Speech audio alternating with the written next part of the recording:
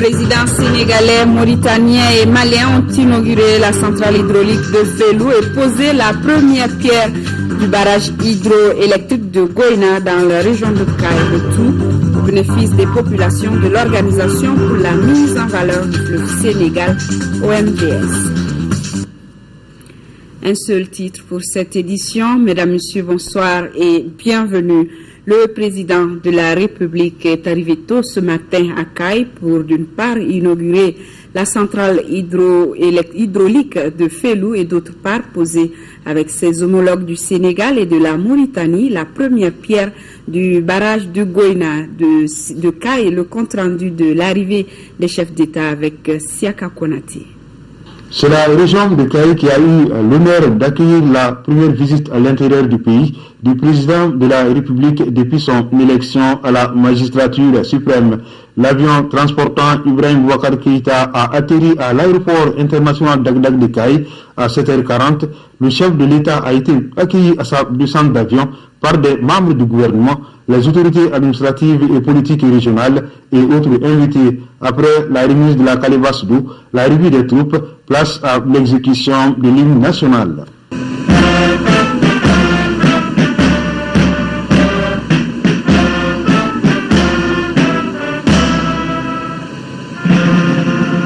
Ensuite, l'avion du Premier ministre guinéen Mohamed Saïd Fofana s'est posé sur le tarmac de l'aéroport d'Agdag. Il est suivi de celui du président sénégalais Macky Sall et la boucle est bouclée par le président mauritanien Mohamed Ould Abdel Aziz, président en exercice de la conférence des chefs d'État et de gouvernement de l'Organisation pour la mise en valeur du fleuve Sénégal. La population kaïsienne est sortie nombreuse pour réserver un accueil digne de ce nom au président Ibrahim Boubacar Keïta et à ses hôtes de marque. Les communautés sénégalaises, mauritaniennes et guinéennes vivant dans la cité des Rails étaient elles aussi de la fête. Tout comme les Maliens, elles étaient là avec les troupes folkloriques pour dire au bismillah à leurs dirigeants. Le jeu en vaut la chandelle puisque les trois chefs d'État et le Premier ministre guinéen viennent pour une double cérémonie qui contribuera sans nul doute au développement de leurs pays respectifs. L'inauguration de la centrale hydroélectrique de Fellou et la pose de la première pierre du barrage de Goïna. Tout au long des principales artères de la ville, les hôtes de marque de la cité des Rails ont eu droit à un bain de foule.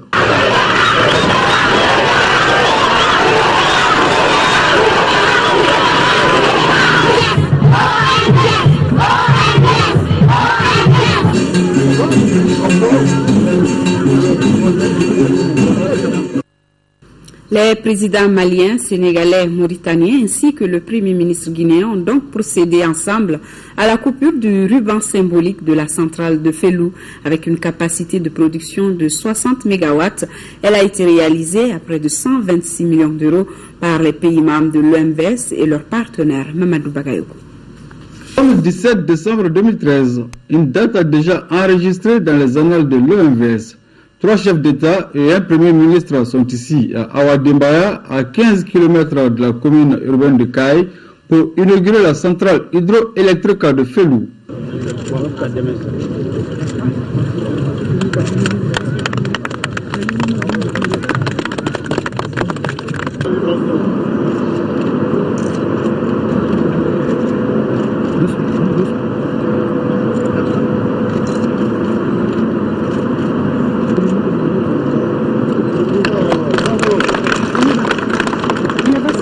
Après la découverte de la stèle suivie de la coupure du ruban symbolique, le président malien Ibrahim Boubacar Keïta, sénégalais Malik Sall et mauritanien Mohamed Abdelaziz, ainsi que le premier ministre guinéen ont eu droit à une visite guidée de la centrale. La centrale de Fellou, dont le productible annuel est de 320 à 350 gigawatts, est un outil de développement selon Mohamed Ould Abdelaziz. Nous avons réussi, heureusement, après des efforts consentis par nos États à construire cette centrale extrêmement importante et qui va combler en partie les grands déficits de nos pays en énergie. Donc nous sommes très fiers aujourd'hui, nous sommes très heureux d'inaugurer cette centrale qui va alléger les souffrances de nos populations. Donc on ne peut qu'en être fiers et nous en féliciter. Le Premier ministre guinéen, pour sa part, souhaite que le projet soit mis en œuvre afin que la Guinée également en profite. Nous sommes heureux de participer aux côtés des chefs d'État du Sénégal, du Mali et de la Mauritanie au lancement de cette centrale qui fournit déjà du courant à ces trois pays. Et notre souhait est qu'on aille vite sur, n'est-ce pas, les autres centrales pour que la Guinée aussi profite de cette coopération dans les meilleurs délais. En attendant, la centrale de Fellou a une puissance installée de 60 MW, répartie à hauteur de 45% pour le Mali, 25% pour le Sénégal et 15% pour la Mauritanie. C'est pourquoi la centrale de Fellou va contribuer à la lutte contre la pauvreté. C'est un autre jalon encore dans les grandes réalisations de notre organisation qui a souvent continué à œuvrer pour la stabilité, pour le développement économique de nos 4 pays. Nous allons ensemble travailler pour le développement de nos pays et pour aussi lutter contre la pauvreté dans notre pays. La centrale de Fellou a été réalisée à près de 126 millions d'euros par l'Association internationale de développement IDA, la Banque européenne d'investissement BID et les gouvernements maliens, sénégalais et mauritaniens. Dans la région de Caille, toujours, dans 3 ans, un nouveau barrage hydroélectrique entrera en fonction à Gouina, cette fois-ci dans la commune rurale de Djamou. Les chefs d'État des pays membres de l'Organisation pour la mise en valeur du fleuve Sénégal ont procédé à la pose de la première pierre. L'infrastructure coûtera près de 210 milliards de francs CFA et aura une capacité de 140 MW. Envoyés spéciaux, Adama Kamara, Moulay Sidibé, Mamari Kone. Avec la pose de la première pierre du barrage hydroélectrique de Guinan, les pays membres de l'Organisation pour la mise en valeur du fleuve Sénégal viennent de franchir un pas supplémentaire dans la production d'électricité. D'un coût d'environ 210 milliards de francs CFA, ce projet est le fruit du partenariat entre l'OMVS et la coopération chinoise qui supporte 85% du coût. Très heureux d'accueillir cette réalisation sur son territoire, le maire de la commune rurale de Djamou s'attend déjà à des retombées. Nous avons bon espoir que la réalisation de la centrale hydroélectrique de Gouina apportera une amélioration des conditions de vie de nos populations, notamment sur les retombées sociales et économiques. Pour le chargé d'affaires de la République populaire de Chine au Mali, un jalon important vient d'être posé dans la coopération entre son pays et les pays membres de l'OMVS. C'est non seulement la concrétisation d'un investissement de grande importance pour l'économie nationale et sous-régionale, mais aussi un point fort dans les années et dans la coopération entre la Chine et l'Afrique. 41 ans après sa création, l'Organisation pour la mise en valeur du fleuve Sénégal a obtenu beaucoup d'avancées, parmi lesquelles la construction des barrages de Diamant, Manantali et Fellou. Après avoir largement reçu la maîtrise de l'eau, l'organisation veut à présent donner un coup d'accélérateur à la validation des ressources de production d'énergie. Avec l'arrivée de la Guinée, le potentiel hydroélectrique du bassin est maintenant estimé à près de 1000 MW, dont seulement un quart est exploité. Donc nous avons de la chance pour aller de l'avant. Nous avons venant de 60 MW à Fellou, 200 qui existent, et nous posons 140 MW. Donc, nous avons beaucoup de choses à faire ensemble grâce au soutien de nos États. Pour sa part, le président en exercice de la conférence des chefs d'État et de gouvernement de l'OMVS a insisté sur la nécessité de créer un cadre adéquat pour optimiser l'utilisation des ressources propres dans l'intérêt des populations. Nous continuerons à bâtir ensemble des ouvrages aussi importants dans le haut et le moyen bassin du fleuve, Koukoutamba, Boureya, Kourbassi et bien d'autres. Notre espace OMVS recèle également d'autres ressources énergétiques importantes.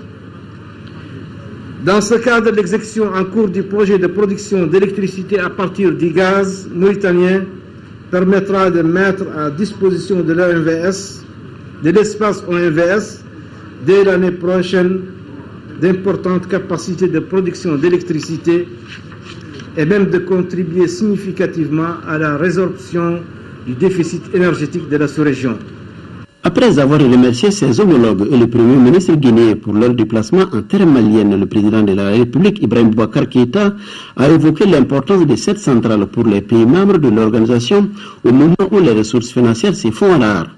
Ce jour, 17 décembre 2013, est une date historique à inscrire en lettres d'or dans les annales de nos pays membres de l'Organisation de la mise en valeur du fleuve Sénégal, OMVS. En effet, nous inaugurons aujourd'hui le barrage hydroélectrique de Fellou. Nous venons de le faire, qui apporte à nos États une capacité supplémentaire de 60 MW.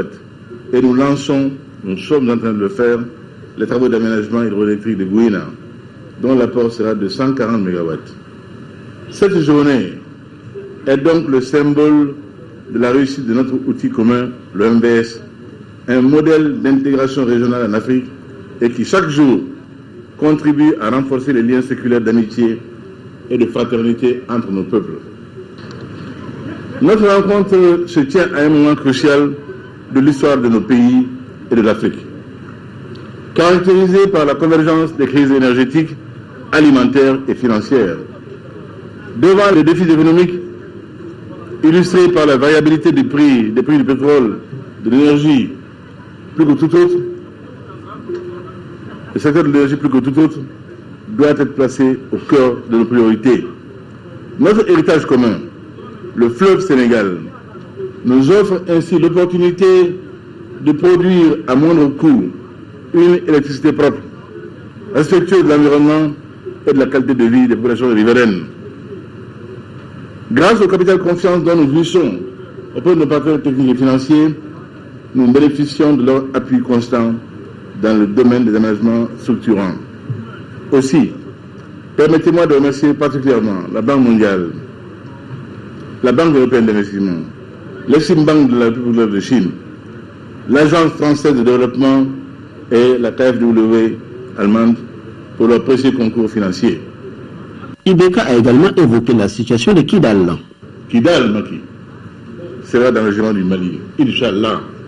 Le Mali restera un et indivisible, que nul n'en doute. Je le dis à travers le monde, je le répète ici. Je ne négocierai plus avec un groupe armé.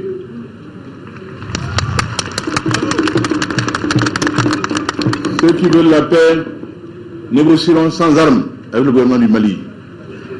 Aucun rebelle ne saurait se hisser à ma hauteur pour discuter d'égal à égal.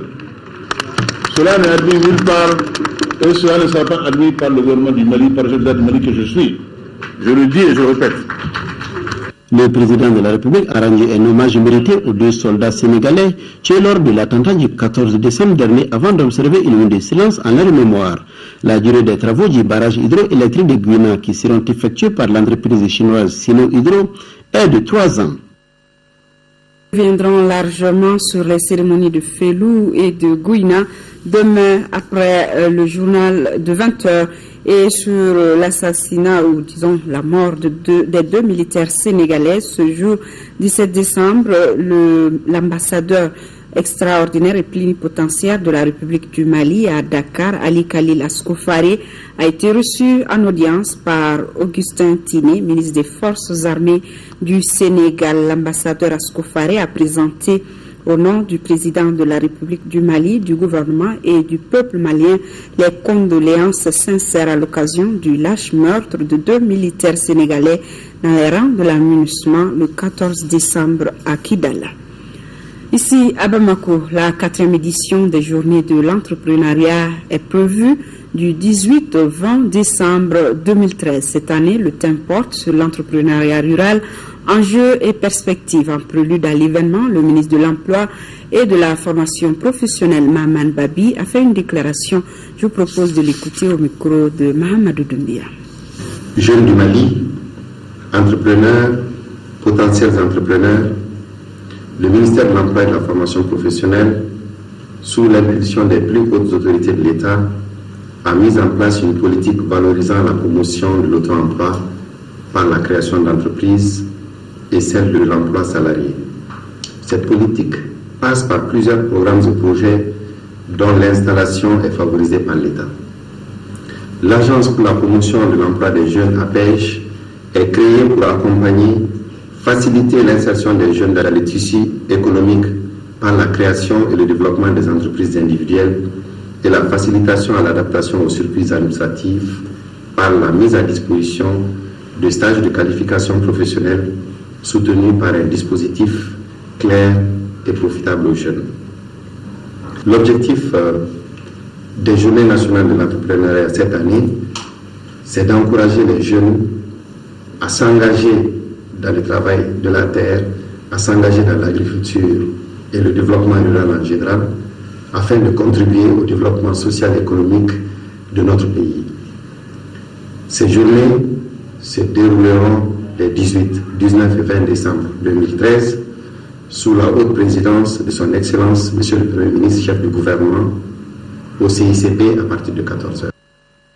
Et toujours en prélude aux journées de l'entrepreneuriat jeune, l'Agence pour la promotion de l'emploi des jeunes APEJ a tenu un point de presse sur le thème entrepreneuriat rural, enjeux et perspectives pour informer l'opinion sur la tenue de cette édition consacrée au secteur rural. Lamine Keita, compte rendu.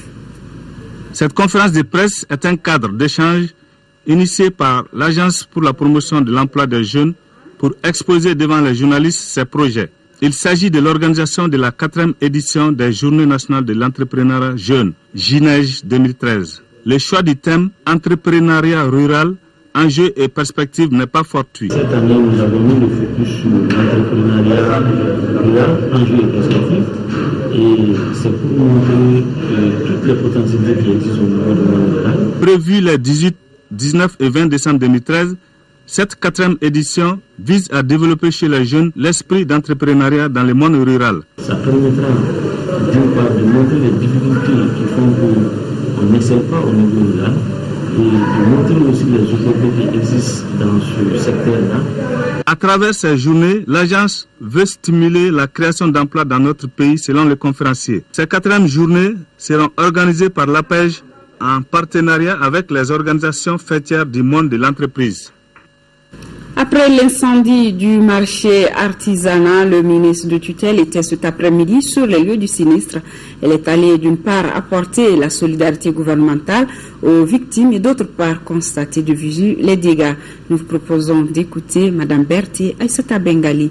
À la fin de la visite, elle a été interrogée par Batraoré.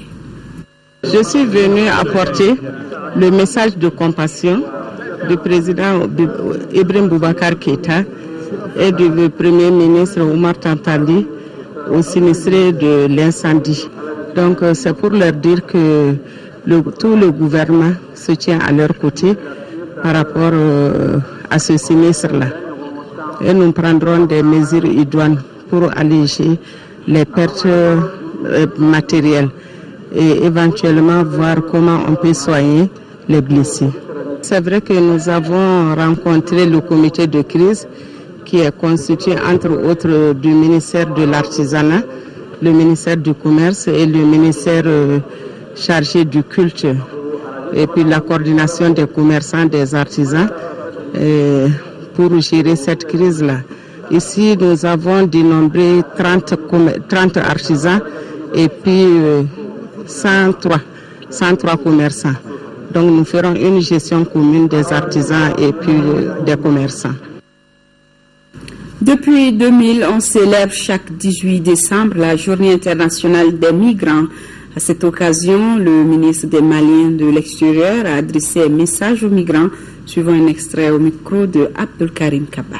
Si la migration apparaît aujourd'hui comme un signe des temps, elle est fortement ancrée dans la culture ancestrale de notre pays, le Mali, terre historique de brassage de populations diverses. Depuis les grands empires jusqu'à ce jour, cette soif de nos populations d'aller vers les autres, soit pour gagner la fortune, soit le savoir, ou tout simplement acquérir l'expérience de la vie, ne s'est jamais démentie. De même, l'hospitalité des Maliens reste légendaire. Avec la mondialisation, les flux migratoires ont pris d'importantes proportions. Selon les données de l'Organisation internationale pour les migrations, le nombre total des migrants internationaux dans le monde s'est accru la décennie écoulée, passant de 150 millions de personnes en 2000 à 214 millions en 2011. Les femmes constituent 49% de la population migrante mondiale. Cette année, la Journée internationale des migrants est célébrée dans un contexte particulier qui marque le retour de notre pays à la normalisation des institutions et la paix retrouvée. Mission d'observation de Caritas Mali du 10e tour des élections législatives. Selon le compte-rendu des observateurs, les élections ont été marquées par une faible participation. En dehors des remarques, Caritas Mali a aussi fait des propositions. Voyons avec Isaac Tieno. Caritas a déployé 200 observateurs et superviseurs pour ce deuxième tour des élections législatives. Les responsables de la structure étaient face à la presse ce mardi pour partager avec celle-ci leurs constats sur le terrain. Au dire du secrétaire général de Caritas, Théodore Togo, le fait majeur qu'on peut retenir de ce scrutin, c'est le comportement honorable des électeurs malgré la faible participation.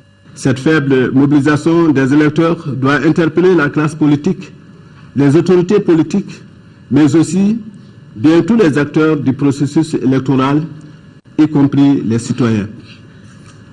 Dans un système démocratique, l'exercice du droit de vote est la forme la plus significative de la participation. La mission a relevé quelques insuffisances, toutefois, souligne-t-elle, n'entache pas la crédibilité du vote.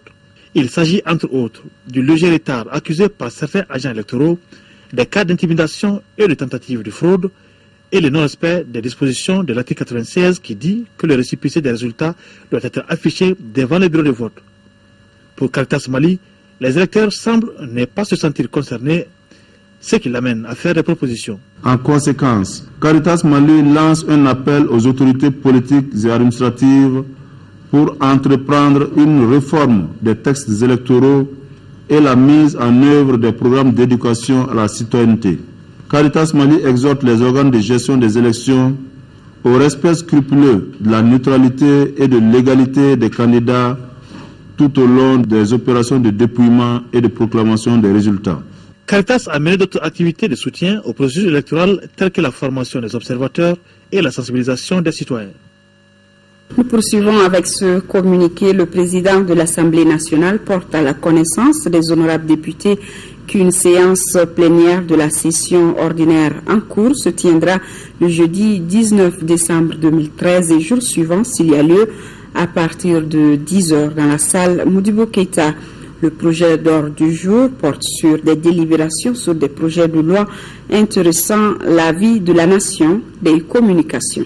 Le président s'est compté sur la présence effective des députés. Remise de logements sociaux à Douila, en deuxième région, les maisons de type F3 construites sur une superficie de 300 mètres carrés chacune aurait coûté plus de 413 millions de francs CFA. Le ministre du Logement a remis les clés aux différents bénéficiaires. Agali Agagissa.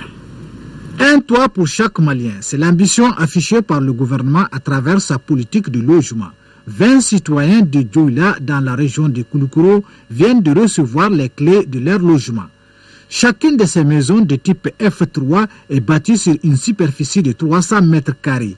La réalisation de ces logements a coûté plus de 413 millions de francs CFA. Par maison, nous sommes à peu près à 11 millions. Et sur les 11 millions, les bénéficiaires nous remboursent, comme on l'a dit, à peu près que dans une proportion de 60%. Tout le reste, viabilisation, etc., est supporté par l'État. Parmi les désormais propriétaires de ces maisons figurent 16 salariés et 4 non-salariés. Malgré le manque d'eau et l'absence d'infrastructures socio-sanitaires, les bénéficiaires, dont 5 femmes, ont exprimé leur joie suite à ces gestes des autorités du Mali. Donner un abri à un citoyen, c'est lui créer des conditions idoines d'une vie meilleure. Aussi, la famille sera à l'abri des tracasseries, des frais de loyer et pourra jouir pleinement de son existence. Les querelles intestines entre locataires seraient un triste souvenir pour laisser la place à la joie de vivre dans une famille unie sans contrainte. La mobilisation du jour montre à suffisance l'engouement des populations du Baniko pour les logements sociaux. Rappelons que le chantier a créé plus de 280 emplois directs. Le conseil d'administration de la Banque ouest-africaine de développement BOAD autorise le financement des projets étatiques et privés pour près de 177 milliards de francs CFA dans les pays membres de l'UEMOA. C'est ce qui ressort de la 91e session du Conseil tenue aujourd'hui. Le Conseil a également examiné et approuvé les perspectives financières actualisées en 2013. Daouda Sidiki Diarra. Une banque de développement forte et de référence mondiale dans le marché commun régional. C'est la nouvelle vision de la Banque ouest-africaine de développement. À travers sa 91e session ordinaire, le conseil d'administration de cette institution financière a examiné au titre de l'année 2014 le budget de la BOAD. Aussi, une vingtaine de dossiers sont examinés au cours de la dite session. Ces dossiers sont relatifs au financement des projets étatiques et privés. Cela pour un montant de près de 177 milliards de francs CFA. En plus des financements qui ont été approuvés aujourd'hui, un volume total de 50 projets pour à peu près 518 milliards de francs CFA, en augmentation de 13% par rapport à ce que nous avons fait l'année dernière. C'est vraiment substantiel. Et ça prouve que la banque a définitivement franchi un grand palier et que les niveaux d'intervention deviennent maintenant de plus en plus importants. Il faut donc rappeler que le grand défi que nous avons pour les années à venir, c'est le défi de mobilisation des ressources. Et je crois que la principale discussion que nous avons eue aujourd'hui sur les perspectives financières de la banque, sur la stratégie de la banque, sur l'avenir de la banque, tout le débat tournait autour des mécanismes, des moyens que nous allons mettre en place pour mobiliser davantage de ressources, et notamment les ressources concessionnelles et pour le financement de nos États. Deux propositions de prêts ont été approuvées pour le Mali. Le premier prêt d'un montant de 7 milliards de francs CFA vise le financement partiel du projet d'extension et de diversification des activités de la société Moulin Moderne du Mali, M3SA. Le second prêt est destiné à la mise en place d'une deuxième ligne de refinancement en faveur de Kafodiguinéo pour un montant de 3,5 milliards de francs CFA. Les projets des autres pays concernent, entre autres, la réhabilitation, l'aménagement et le bitumage des routes nationales, le renforcement des systèmes d'alimentation en eau potable.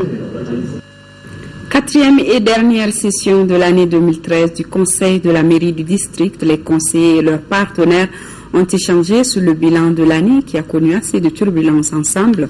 Ils ont convenu que pour réussir, il faut une autonomie de gestion des affaires de la ville. Mariam Sagara.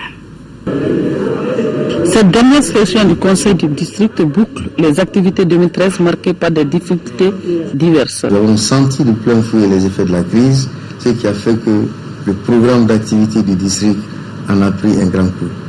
Jusqu'à ce que, ces 2 dernières années, la ville a été encore beaucoup plus sale. L'État a intervenu pour un nettoyage d'urgence, mais qui n'est pas la solution. Qu'on respecte les dispositions d'ordre légal par rapport à la création de la ville de Bamako. Cette subvention spéciale qui est inscrite, qui n'a jamais été mise à la disposition de la ville. Ensuite, c'est le fameux transfert de compétences. Il y a le transfert de compétences, mais nous souhaitons réellement que les autres transferts suivent. Et quand on parle des autres transferts, ce n'est pas nécessairement des transferts financiers. On parle des ressources humaines.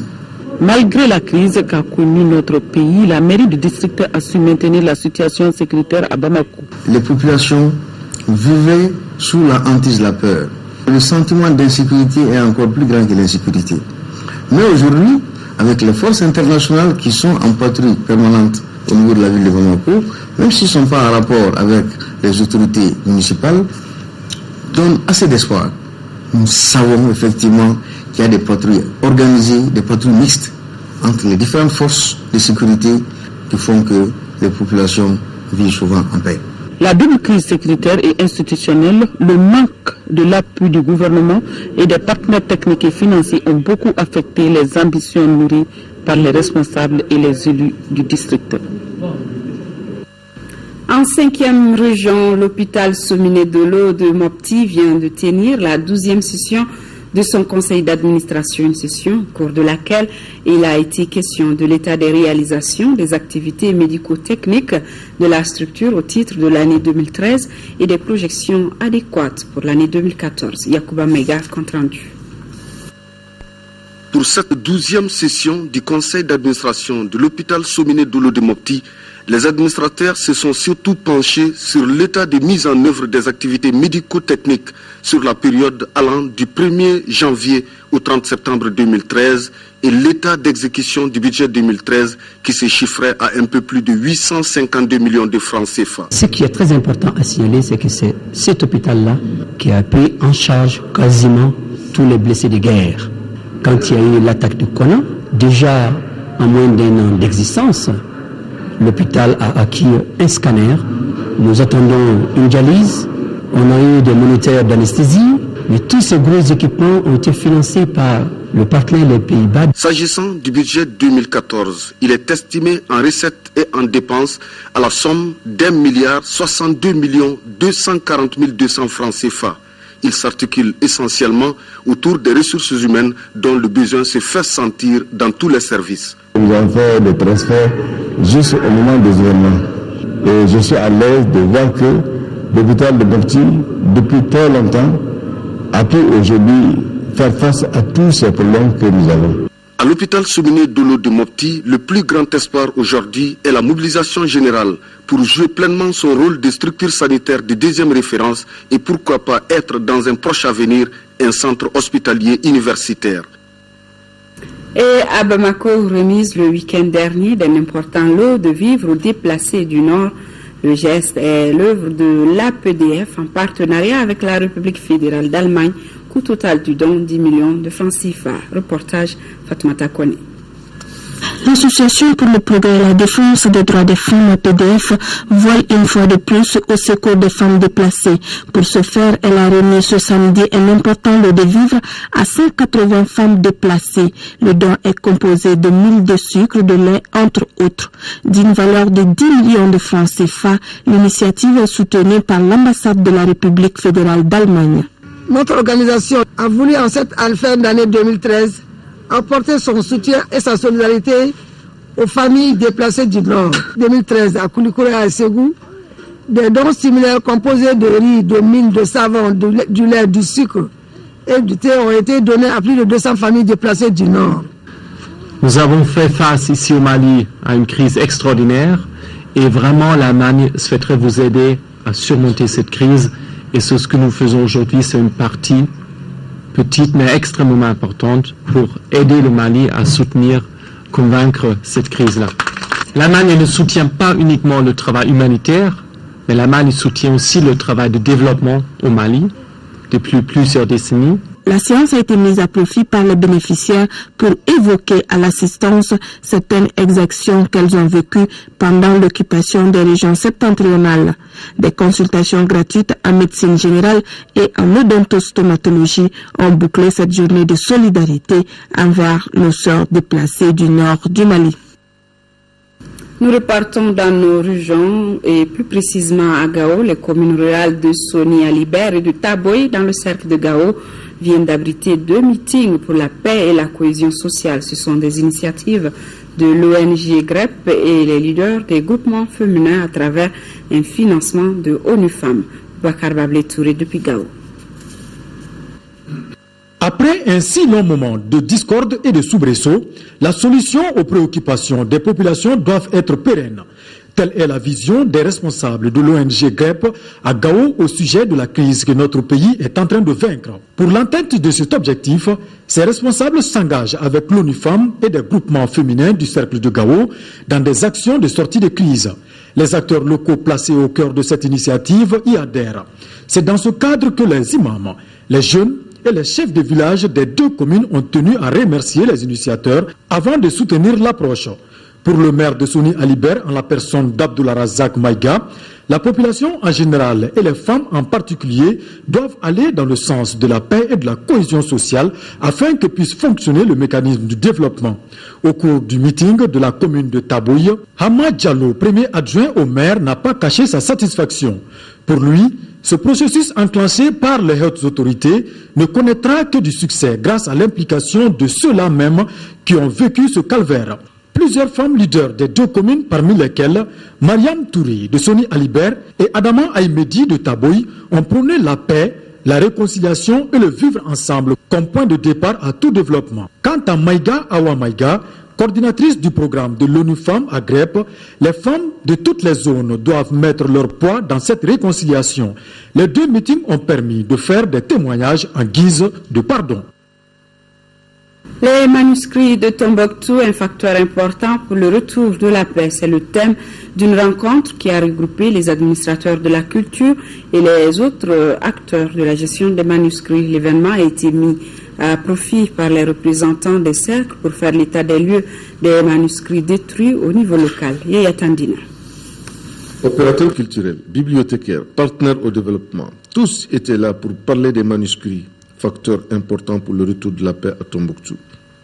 Initié par le Conseil régional de Tombouctou, qui a réaffirmé sa reconnaissance à tous ceux qui se sont investis pour protéger ce trésor. Avec le retour de la paix, nous voulons apporter notre petite contribution pour vous permettre de continuer à travailler sur vos manuscrits et pour que nous aussi, on continue à apporter notre appui pour la numérisation, pour la conservation et pour l'exploitation des manuscrits. On est en train de travailler pour que le manuscrit retourne à Tombouctou. Les participants venus de tous les cercles ont fait l'état des lieux des manuscrits détruits. Les autorités administratives ont salué l'action des promoteurs et acteurs de la culture en 6e région. Les manuscrits depuis un certain temps sont au centre de tous les débats. Objet d'interrogation, de spéculation. Pendant l'occupation, la menace était là. Et dans la direction des opérations d'exploitation, et c'est le lieu de féliciter et remercier le président maître d'œuvre de l'opération avec l'appui des partenaires. Les jours à venir, des actions seront entreprises pour le retour des manuscrits à Tombouctou. L'école supérieure de technologie et management STEM a remis le week-end dernier les diplômes de fin de cycle à 150 récipiendaires. Ils sont issus de différentes filières de formation. Reportage Youssouf Diakité.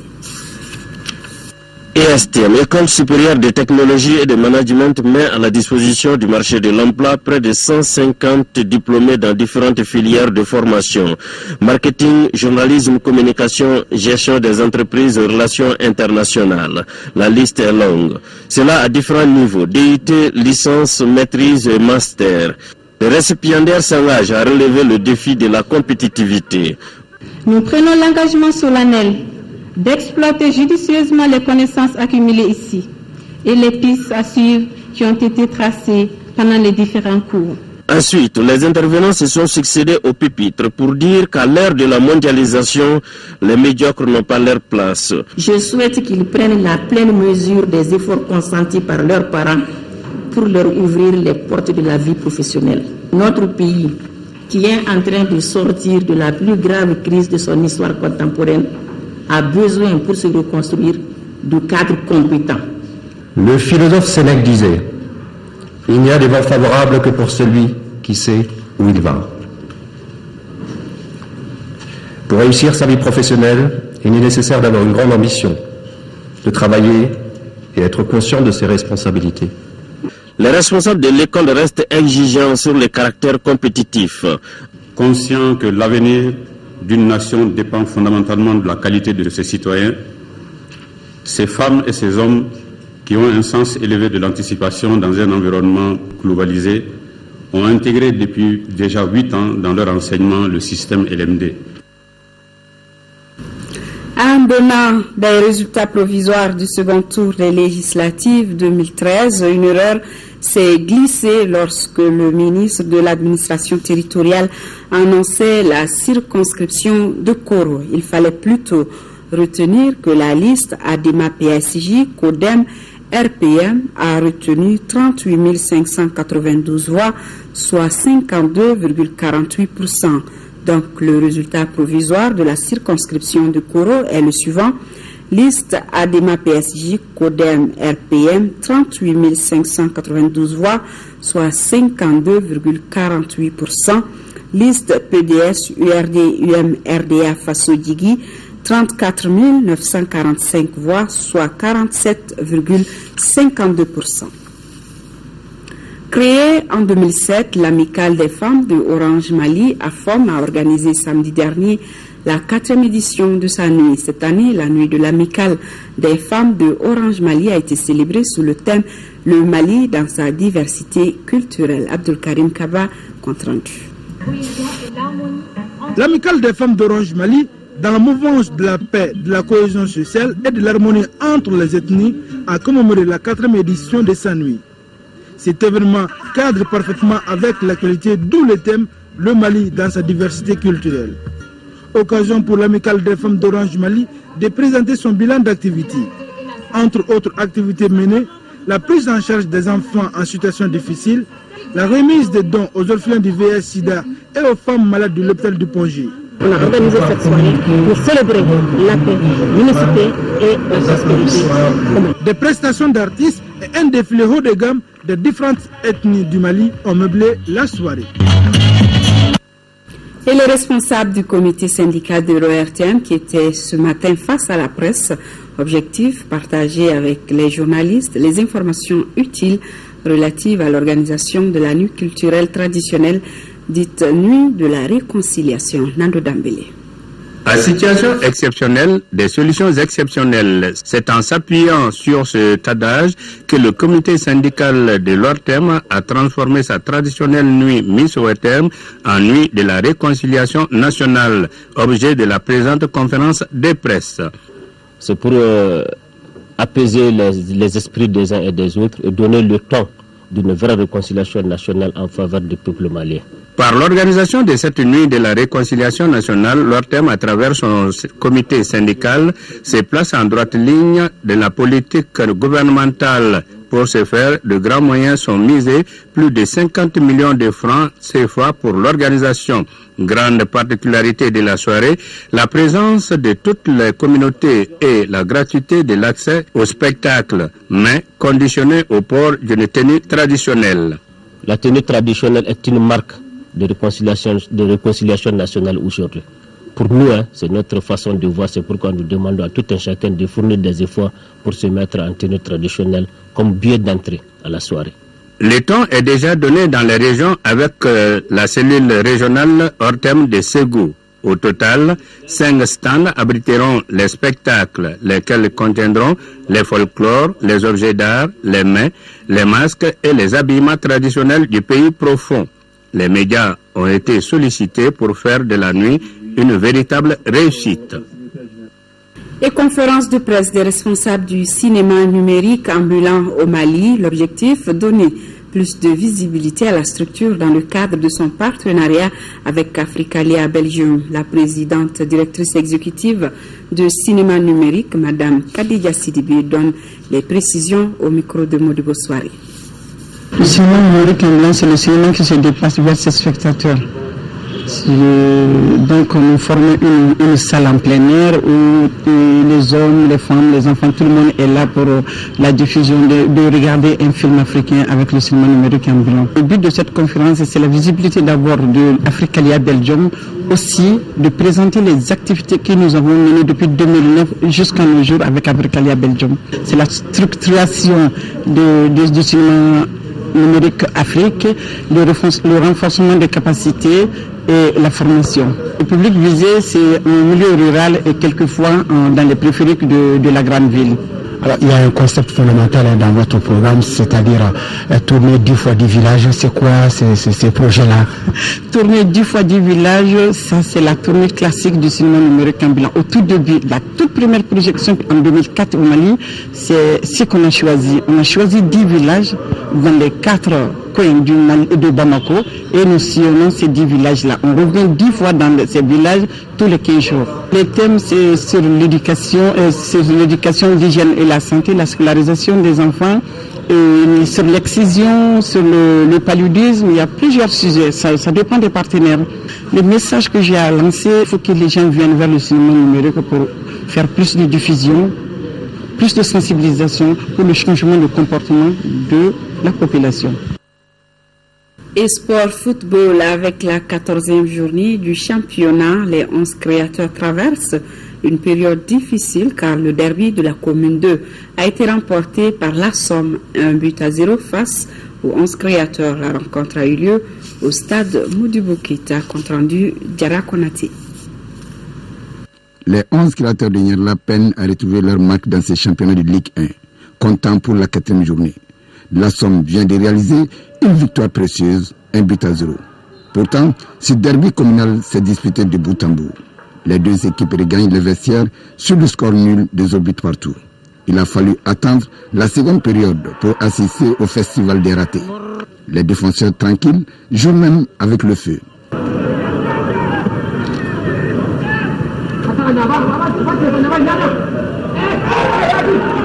Sur cette action anodine, le portier de la Somme quitte ses partenaires. À 10 contre 11, l'association sportive de Missira redouble d'efforts. Elle va mettre fin au suspense dans les arrêts de jeu. Nous, on avait bien préparé ces matchs parce qu'on voulait gagner, on voulait prendre des points. Le match à Somme, 11 créateurs, c'est un derby de la commune D. Donc on a essayé d'expliquer aux joueurs, quand on a perdu un joueur depuis en première mi-temps, donc on a essayé de rectifier notre tir et essayer de régler tactiquement notre système de jeu. On a changé, on a laissé l'adversaire venir et puis placer des contres. Vu les occasions ratées, je pense que la Somme méritait de gagner. Quant à mon équipe, ils ont confondu vitesse et précipitation parce que à 10 contre 11, on pense que c'est un match facile alors que c'est seulement que ça devient difficile parce qu'ils sont regroupés autour de 16,50 m. Il fallait jouer en indou mais provoquer la défense pour avoir beaucoup de fausses ou des indés. Mais c'est ce qui nous a manqué. La Somme totalise désormais 7 points et les 11 créateurs de Nyerla restent bloqués à 1 point. Voilà, je vais donc vous reprendre cette information en donnant les résultats provisoires du second tour des élections législatives 2013. Une erreur s'est glissée lorsque le ministre de l'administration territoriale annonçait la circonscription de Koro. Il fallait plutôt retenir que la liste ADEMA PSJ CODEM RPM a obtenu 38 592 voix, soit 52,48%. Donc, le résultat provisoire de la circonscription de Koro est le suivant. Liste ADEMA PSJ CODEM RPM, 38 592 voix, soit 52,48%. Liste PDS URD UM RDA Faso-Digui, 34 945 voix, soit 47,52%. Point final de cette édition. Merci pour votre fidélité. Demain, 10h, 13h, retrouvez Kadidiatou Kone. J'aurai le plaisir de vous retrouver pour les éditions du soir. Merci et bonsoir à tous.